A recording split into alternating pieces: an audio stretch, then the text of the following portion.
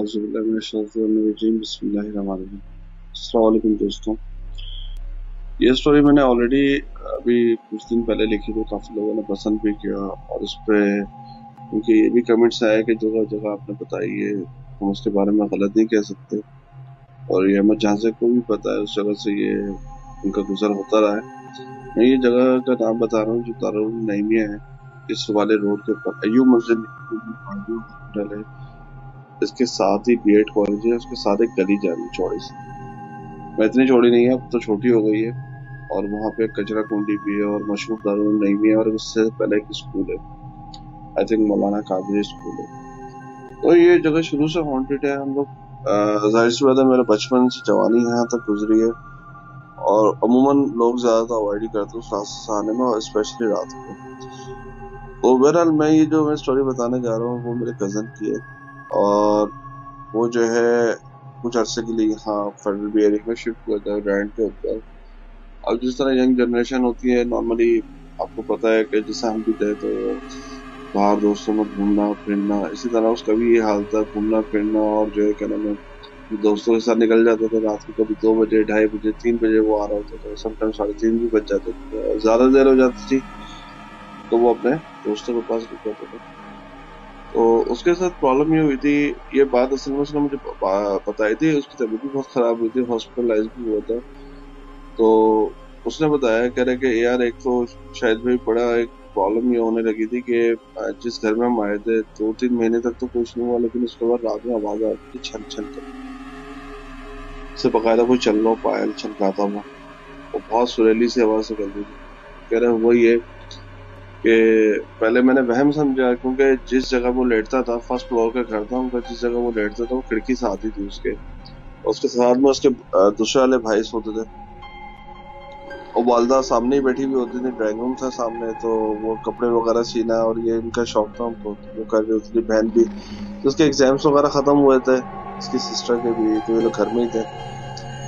तो वो बताता है, कहता है कि मुझे जो है ना रात को आवाज आती थी, मैंने अम्मी से अम्मी को मैंने ये बात बताई, कह रही उन्होंने इग्नोर किया कि नहीं बेटा वहम होगा, कुछ भी नहीं है।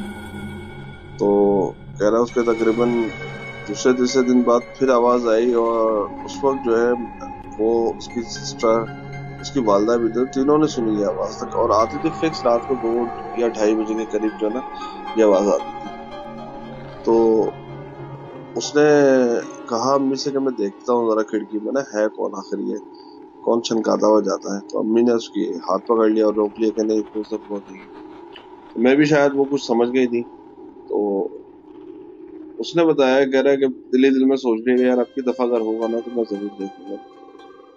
और उसके दूसरे तीसरे दिन बाद फिर जब आवाज आई तो इसने जो है खिड़की में से बकायदा झांक के देखा है, तो उस रोड पे सन्नाटा हुआ था पूरा, जिस जगह ये रह रहा था।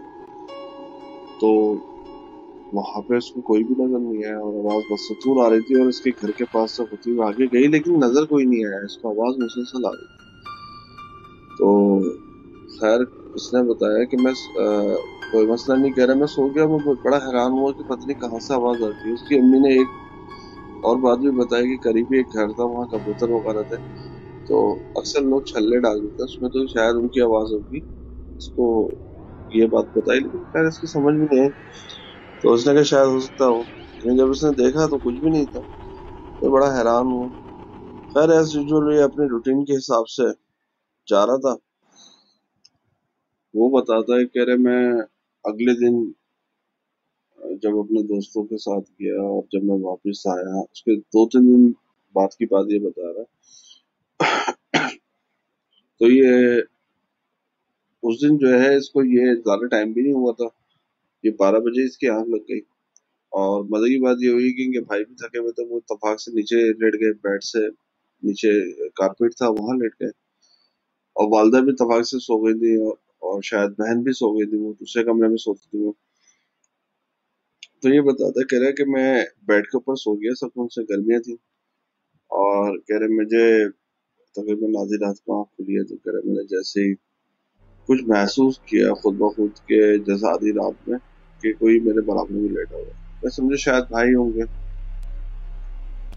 अब कह रहे मैं हल्का से जब पलटा तो जरा सी मेरी आँख खुली ना, अच्छा वो लाइट जल रही थी कमरे की, एक बात मैं आपको क्लियर कर दूं, लाइट जल रही थी कमरे।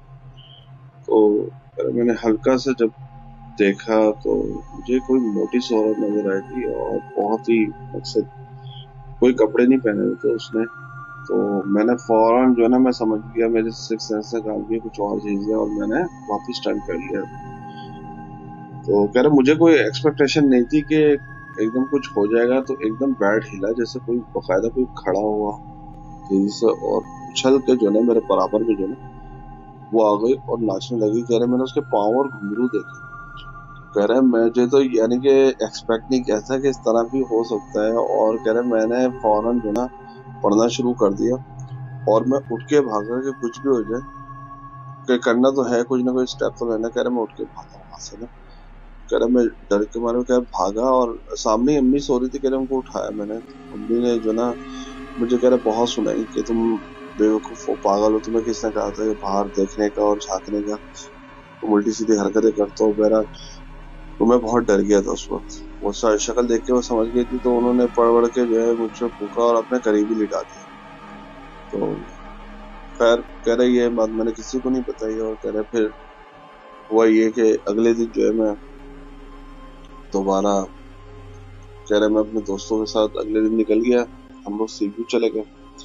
अगर मैं एक दोस्त को वाटर पंप पे ड्रॉप करता था, कह रहे मुझे देर हो गई, तकरीबन 3:30 हो गए थे मुझे, और ड्रॉप करके मैं इसी रास्ते से आ रहा था, दारुल नईमिया वाले रास्ते से। तो कह रहे इससे पहले भी मैंने एक दिन देखा था कि एक औरत जो है मकसद यहाँ से जा रही है। जब ये सीन हुआ था मेरे साथ उससे 2 दिन पहले ही, कि मैंने एक औरत को रात में जाते हुए देखा था, तो मुझे बड़ी हैरत हुई थी कि ये कौन औरत जा रही है। उसका चेहरा तो मैं देख नहीं पाया था, वो सिंपल जा रही थी, अपनी मोटी सी कोई औरत थी और वो जा रही थी। कह रहे मैं बड़ा हैरान हुआ कि यार इतनी रात में तो यहाँ से वैसे कोई नहीं गुजरता, और ये औरत कहाँ जा रही है अकेले। और मैंने खैर बाइक वाइक नहीं रोकी थी, मैं सीधा घर निकल गया था। लेकिन जब मैं आज जब दोबारा गया यहाँ से, तो मुझे वो औरत दोबारा नजर आई। लेकिन वो औरत मेरी तरफ ही देख रही थी। तो मुझे कुछ हैबला सा नजर तो आया, और कह रहे बाइक की रोशनी थी, जाहिर सी बात है। तो कह रहे मैंने जब थोड़ा सा मैं करीब हुआ, तो मुझे एहसास हुआ कि एक तो वो उसकी कंडीशन अच्छी नहीं थी, अक्सर उसने कोई कपड़े नहीं पहने हुए थे, और उसके घुंघरू मुझे नजर आ गए। कह रहे मैं कुछ समझ गया, और कह रहे मैंने फौरन बाइक को टर्न किया, और मैं फुल स्पीड से जितनी मैं भगा सकता था मैं भगाता, बाथरूम चले गए थे उसके पास, और वहीं उसके पास रुक गया। उसने पूछा भी कि क्या वो घर नहीं गया। मैंने उसको बताया कि यार कुछ मसला था, तो जिसकी वजह से मैं फौरन वापस आ गया ना। बहरहाल मैं उसके यहाँ सो गया। तो उसने फिर बताया कि शायद भाई कि मुझे फिर वो ना कुछ महसूस होने लगा घर में भी, और इस तरह मेरे साथ मामला होने लगे, जैसे कान में कोई आवाज दे रहा है। जब सोने लगता था कान में कोई आवाज देखो उठा रहा है, फिर नाम पुकारो, देखो तो कोई भी नहीं होता था। तो कह रहे मैं बड़ा परेशान हुआ। तो कह रहे इस चक्कर में नींद पूरी नहीं होने लगी। कह रहे मेरी तबीयत खराब होने लगी, बीपी शूट कर गया। इस उम्र में अलग कहाँ बीपी वगैरह को इतना होता है। कह रहे बीपी शूट करने लग गया। तो कह रहे फिर वो डॉक्टर्स को दिखाया। वो डॉक्टर्स कहते थे कि सब कुछ ओके। तो कह रहे मेरी कंडीशन जो ना अजीब घबराहट और अजीब सी सिचुएशन होने लगी। तो कह रहे उसके बाद मैंने जो ना फिर मैं काफी बीमार पड़ गया, हॉस्पिटलाइज भी हुआ। 3-4 दिन में हॉस्पिटल में भी रुका, जैसा कह रहे आप भी देखने आए थे। तो खैर कह रहे फिर जो है ना हुआ यूं कि मेरा एक दोस्त मिलने के लिए आया, कि मैं काफी दिनों से दोस्तों के पास नहीं गया था। तो एक जो दोस्त था जो वाटर पंप वाला था मेरा, वो मिलने के लिए आया। तो उसने जब ये हालत देखी तो पूछा भाई तुझे क्या हो गया अचानक। तो कह रहे मैंने उसे सारी बात बताई। तो कह रहा वो मुझे अपने साथ ले गया अपने पापा के पास। उनके पापा के कोई जानने वाले थे, तो बुजुर्ग थे कहीं, आई डोंट नो कि किस जगह, यूपी मोड़ पे कहीं आगे मेरे ख्याल से कोई जगह थी जहाँ वो जाते थे। उनके कोई दोस्त थे। तो उनसे जो है क्या नाम है, पापा से अपने मिलवाया और उनको कंडीशन बताई मेरी। तो कह रहे उन्होंने मुझे अगले दिन का कहा कि तुम मेरे साथ चल रहा, मैं जो है तुम्हें जरा चेक करवा देता हूँ।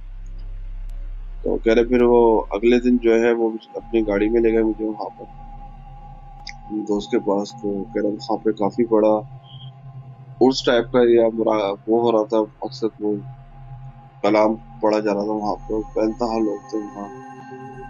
बहरहाल कह रहे उन्होंने जो है वो मुझे बिठाया, इंसाफ से मिलवाया, उन्होंने मुझे बिठाया और कह रहे मैंने उनको फिर ये बात बताई कि मुझे कोई औरत नजर आती है और कोई फिर उसका बताया कि अब जो है वो ख्वाब में आने लगी कि मैं तुझे मार दूंगी, अपने साथ लेके जाऊंगी, कुछ इस तरह की बात कर रही है। कह रहे मैं बहुत डर चुका हूँ, सो नहीं पा रहा, बहुत परेशानी हो रही मुझे। तो कह रहे वो मुस्कुराने लगे। उन्होंने कह रहे पापा के जो दोस्त के पापा थे उनसे 3 अंडे मंगवाए। कह रहे उन्होंने अंडे जो ना मेरे ऊपर से उतारे, पहले सीधा करके उतारे फिर उल्टा करके उतारे, 1 बाय 1 थैली में डाल के दिया और पढ़ते रहे वो साथ साथ। और उन्होंने कहा बेटा अब जो ना तुम जब उस जगह से गुजरोगे ना तो 1 बाय 1 तुमने एक एक अंडे को फोड़ देना उस जगह पे कचरा कुंडी के पास। और कह रहे वहां से ना फिर फौरन चले जाना, मुड़ के मत देखना, अगर कोई आवाज भी दे तो मुड़ के नहीं देखना। तो कह रहे मैं फिर गए इनके वालिद साहब के साथ वापस आया तो मुझे बहुत फील हुआ कि जैसे कोई बहुत बड़ा बोझ जो है उतर चुका है मेरे सर से। तो वो खाली हल्का हल्का जिस्म लग रहा था मुझे, एक अलग ही फीलिंग आ रही थी। कह रहे फिर मैंने दोस्त की बाइक ली और उसी पे मैं वो अंडे लेके मैं घर तो जाना ही था, तो जगह रास्ते में पहुंची थी। कह रहे 1 बाय 1 मैंने अंडे तीनों फोड़े वहां पे और फौरन मैं वहां से बाइक निकालता हुआ निकल गया। लेकिन कह रहा अल्लाह का शुक्र है उसके बाद बिल्कुल सारा मामला क्लियर हो गया, कुछ भी नहीं हुआ। कह रहा बल्कि मेरे अंदर और कॉन्फिडेंस आ गया कि मुझे किसी भी चीज से भी मुझे डर नहीं लगता। तो अल्लाह का शुक्र है, कह रहा मैं सेट हो गया। तो वो बताते हैं वो मजीद के 3 महीने और रहे थे वहां पे। जब ये वाकयात उसके साथ हुए थे तो 2 साल से तो खैर ऊपर हो गया था और फिर मजीद 3 महीने और रहे ये लोग। और कह रहे फिर उसके बाद ये लोग छोड़ के जौहर की तरफ चले गए थे। ये हकीकत है, मजबूत वाकया में बता रहा हूँ। तो ये इसके साथ पेश आया था जो मैंने आपके साथ शेयर किया। अगर आपको पसंद आया तो जरूर बताइएगा। शुक्रिया।